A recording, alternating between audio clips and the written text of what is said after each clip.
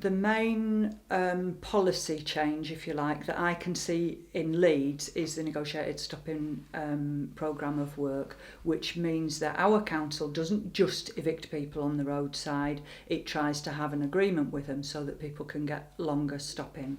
That has made a daily difference to people's lives. Simple things like standard provision of toilet has improved the health on a day-to-day basis for people who otherwise would be hanging on and not going to the toilet. That sounds like a really small thing. It's a really important thing that makes people's lives today, tomorrow and the next day better than they would have been otherwise. So some of the changes are very local and might seem like small things, but they're not small things. They're things that really make a lot of difference. There's a really important piece of case law in the UK called Chapman v UK, which other people will speak better than I can, but my understanding is that within that case, the government agreed that they had a duty to facilitate a gypsy way of life, which I think in common understanding that means what we might call nomadism, might call it roadside stopping. The UK government agrees that it has a duty to facilitate, i.e. enable that to happen. What have we got?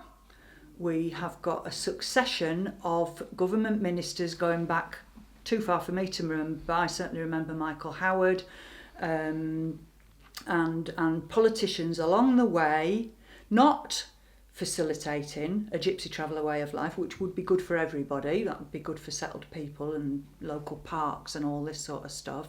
And instead just demonising gypsy traveller people, trying to describe their traditional way of life, which they are perfectly entitled to, as if it's criminal or even deviant in some way. So I just find that it's really upsetting, to be honest, and I hope that what we'll end up with is politicians who genuinely want people to live in peace in their communities, because there's a really easy way for that to be resolved. We've taken a step with it here in Leeds with the negotiated stopping, so that's immediately when it first happens. Let's do something sensible, let's negotiate and provide some services and allow people a quality of life, but also we're building permanent pitches for people to live on.